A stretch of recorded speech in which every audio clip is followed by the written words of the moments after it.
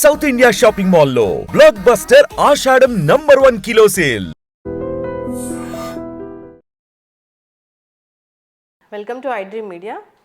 So జనరల్గా మర్దన చేస్తే మనకు ప్రెషర్ పాయింట్స్ యాక్టివేట్ అవుతాయి, సో అనారోగ్య సమస్యలు తగ్గిపోతాయి ఇలా చెప్తూ ఉంటారు. అయితే అరికాలలో నూనెతో మర్దన చేయడం వల్ల నిద్రించే సమయంలో చాలా రకాల ఆరోగ్య లాభాలు కలుగుతాయని చెప్తున్నారు. సో దీని గురించిన పూర్తి వివరాలు తెలుసుకుందాం. మనతో పాటు ఉన్నారు ప్రముఖ vegetable therapist and sun spiritual society founder Vikramaditya Guruji garu. Guruji నమస్తే అండి. సూర్యోస్మితల్లి గురువుగారు, సో అరికాలలోనే మన బాడీకి సంబంధించిన అన్ని అవయవాలకు సంబంధించిన ప్రెషర్ పాయింట్స్ ఉంటాయి. సో దానికి మర్దన చేయాలి అని చెప్తుంటారు. ఇప్పుడు ప్రెషర్ పాయింట్స్ అలా చెప్తున్నప్పుడు కూడా ఇలా చెప్తుంటారు, డైజెస్టివ్ సిస్టమ్ ఇక్కడ ఉంటుంది, హెడ్ ఇక్కడ ఉంటుంది ఇలాగా. అయితే నూనెతో మర్దన చేయాలి అంటున్నారు. అంటే ఏ నూనెతో మర్దన చేయాలి, ఎలా మర్దన చేయాలి, దీనివల్ల లాభాలు ఏంటి? అంటే అమ్మ, ఆయుర్వేద శాస్త్రంలో తైలమర్దనం గుణవర్ధనం అనేది ప్రధానంగా ఉండేది. అంటే తైలంతో మీరు మర్దన ఎక్కడ చేసినా కూడా అది గుణాన్ని ఇస్తుంది. మన శరీరం అంతా కూడా 12 సిస్టమ్స్ మీద ఆధారపడి 365 ఆక్యుప్రెషర్ పాయింట్స్ని కలిగి ఉంది. దేహం అంతా కూడా జంక్షన్స్, ఎనర్జీ పాయింట్స్, 365 శక్తి క్షేత్రాలు. అంటే భారతదేశం అంతా కూడా అష్టాదశ శక్తి పీఠాలతో ద్వాదశాదిత్య దేవాలయాలతో ఎలా అయితే శక్తివంతంగా ఉందో మన శరీరంలో కూడా అలాంటి పాయింట్స్. అంటే మన శరీరమే ఒక యూనివర్స్గా మనం తీసుకున్నప్పుడు అక్కడ ప్రకృతిలో ఏమైతే ఉన్నాయో, అంటే వారణాసి ప్రకృతి పరంగా మనం తీసుకున్నప్పుడు అక్కడ ఉంది బయట, కానీ మన శరీరంలో కూడా వారణాసి ఉంది. అంటే గంగాజలం ఎక్కడ, గంగ మన శరీరంలో వాటర్ 75% నీటితో భారత భూభాగం అంతా కూడా 75% నీటితో నిండి ఉంది. సేమ్ యూనివర్స్ ఎలా అయితే ఉందో ఇది కూడా అంతే. ఇక్కడ బయట పండినటువంటి తైలంతో పొదగబడినటువంటి పదార్థాలు, అంటే నువ్వులు, వేరుశనగలు, అంటే ప్రతి దాంట్లోనూ ఎంతో కొంత తైలం దొరుకుతుంది. ప్రతి దాంట్లో దొరుకుతుంది. దాల్చిన చెక్కలో తైలం దొరుకుతుంది, ఆవాల్లో దొరుకుతుంది, నువ్వుల్లో దొరుకుతుంది. ప్రతి దాంట్లో కూడా ఎంతో కొంత తైలం యొక్క శాతం ఉంటుంది. ఆ తైలం మనకి గుణాన్ని ఇస్తుంది. అంటే రోగం నుంచి విముక్తులు కావడానికి కావలసినటువంటి శక్తి ప్రేరణను చేస్తుంది. ఇక ఇందులో మనం ప్రధానంగా మనం ఉన్నటువంటి ప్రాంతాలకు అనుగుణంగా మన చుట్టుపక్కల ఏం పండుతాయి ఎక్కువ. ఇక్కడ మనం తెలంగాణని మనం తీసుకున్నాం అనుకోండి, హైదరాబాద్ ఈ పరిసర ప్రాంతాల్లో వేరుశనగ సాగు అధికంగా ఉంటుంది, అలాగే నువ్వులు ఉంటాయి. అలాగే మనం ఆంధ్రాకి వెళ్ళినప్పుడు కొబ్బరి బాగా ఎక్కువగా పండుతుంది. అంటే మన ఆయా ప్రాంతాలలో ఏవైతే అధికంగా, ఇక్కడ తెలంగాణలో కుసుమలు ఎక్కువ అనుకుంటాను ఒక్కొక్క ఏరియాలో. నార్త్ ఇండియా అంతా కూడా ఆవాల పంట ఎక్కువ ఉంటుంది. అంటే వాళ్ళు ఎక్కువ అక్కడ ఆవ నూనెని వాడాలి. మనకి ఇక్కడ హైదరాబాద్లో ఎక్కువ చూసింది ఏంటంటే ఆముదం చెట్లు ఎక్కువ చూసాను. ఆముదం ఎక్కువగా ఇక్కడ లభిస్తూ ఉంటుంది. ఆముదం అమ్మలాంటిదని చెప్తూ చాలా అద్భుతం అమ్మ. అంటే ప్రతిదీ కూడా తైలం శరీరాన్ని ఒత్తిడికి గురి చేయటానికి, ఆ ఒత్తిడి వల్ల శరీరం ఇబ్బంది పడకుండా ఉండడం కోసం మనం అక్కడ తైలాన్ని తీసుకుంటూ మన శరీరాన్ని మర్దన చేయడం ద్వారా ఆరోగ్యాన్ని సంతరించుకుంటాం. ఇందులో ప్రధానంగా అంటే ఒక్కొక్క ఆయిల్కి ఉన్నటువంటి తత్వం, విపరీతమైనటువంటి వేడితోటి ఉన్నాం అనుకోమ్మా, మనం ఆ తైలాన్ని, ఆవుదాన్ని తలకి రాసుకోవడం కానీ, అదే ఆవుదాన్ని మనం కాళ్ళకి రాసుకోవడం కానీ, అరికాళ్ళకి రాసుకోవడం ద్వారా అలాగే అక్కడ ఉన్నటువంటి ప్రెషర్ పాయింట్స్, మన శరీరంలో ఉన్నటువంటి 12 ఆర్గానికి సంబంధించినవి 6 చేతుల్లో ఉంటాయి, 6 కాళ్ళలో ఉంటాయి. రెండిట్లే ఈ చేతులతో చేస్తూ కాళ్ళని మర్దన చేయడం ద్వారా చేతుల్ని రబ్ చేసుకుంటూ అంటే 6 యాక్టివ్ ఎనర్జీ పాయింట్స్ యాక్టివ్ అవుతాయి చేతుల్ని. అదే చేతులతో కూడా, అంటే ఇప్పుడు మనిషిని పెట్టుకుని అందరం చేయించుకునే స్థితిలో ఉన్నాం కదా, ఎవరికి వాళ్ళని చేసుకోవచ్చు శుభ్రంగా. ముందు ఫస్ట్ చేతులు చేసుకున్న తర్వాత కాళ్ళని మనం ఇలా చేసుకోవడం ద్వారా మన శరీరంలో ఉన్నటువంటి 12 శక్తి క్షేత్రాలని కూడా యాక్టివేట్ చేసుకోవడానికి అవకాశం ఉంటుంది. మనకు ఉన్నటువంటి సమస్యలు అంటే సీజన్, ఋతువు ప్రకారం ఆయిల్ని మార్చుకోవటం, ఆయిల్ వాడటం అనేది కేవలం సనాతన సాంప్రదాయ భారతీయ ఆరోగ్య విధానంలో మాత్రం ఉంది, ఇంకెక్కడ లేదు. ఎందుకంటే ప్రకృతిని అర్థం చేసుకున్నవాడు కేవలం భారతీయుడు ఒక్కడే. ఎందుకంటే ఇక్కడ వేదం యొక్క ప్రమాణాలు ఎక్కువగా ఉన్నాయి. వేదం తెలిసిన వాళ్ళు, చదువుకున్న వాళ్ళు, వేదం గురించి చెప్పిన వాళ్ళు ఉన్నారు. కాబట్టి వైదిక విధానంలో వేదం నుంచే ఆయుర్వేదం వచ్చింది. ఆయుష్ని వృద్ధి చేసుకోవడానికి చెప్పబడినటువంటి సూత్రాల సమూహమే ఆయుర్వేద వైద్యం. మనకు మంచి మాటల్ని ఎందులో అయితే ఉన్నారో దాన్ని వేదం అన్నారు. ఈ మాట అంటే దానికి ఇంకా తిరగలేదు.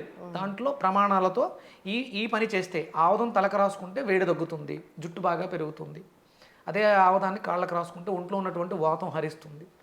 అలాగే నువ్వుల నూనె, శీతాకాలం వచ్చిందనుకోమ్మ మనం వాడాల్సింది నువ్వుల నూనె. అప్పుడు చలువ చేసేది వాడకూడదు, ఉష్ణాన్ని పుట్టించేది వాడతాం. అందుకని నువ్వుల నూనె మారుతున్న ఋతువులకు అనుగుణం.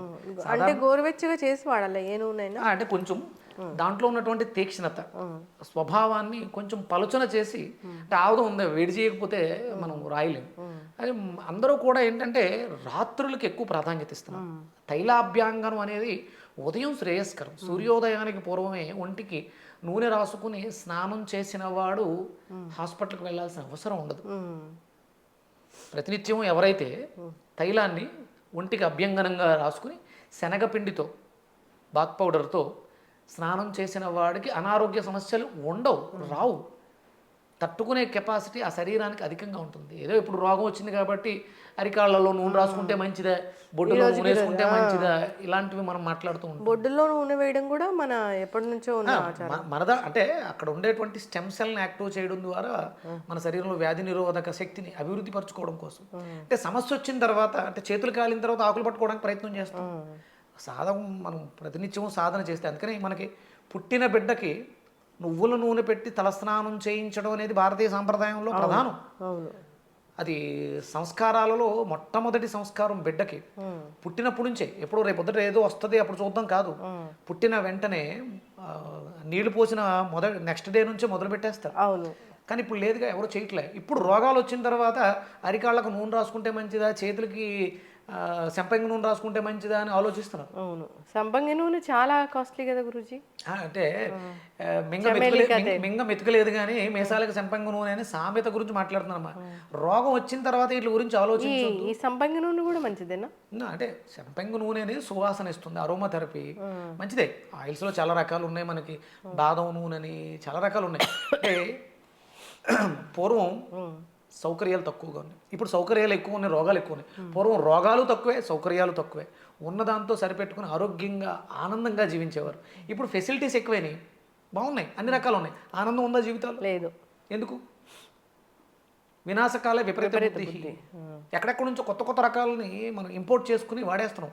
లాభమే ఉంది, అనుభవించడానికి, ఆస్వాదించడానికి. టేస్టింగ్ బడ్స్ పోయినాయి అమ్మ. కరోనా వచ్చింది, కోవిడ్ వచ్చింది, రకరకాల రుచికరమైనటువంటి పదార్థాలను ఎదురుగుండా ఉన్నాయి. ఏది తిన్నా ఒకటే రుచి, నీకు తెలియట్లా అసలు.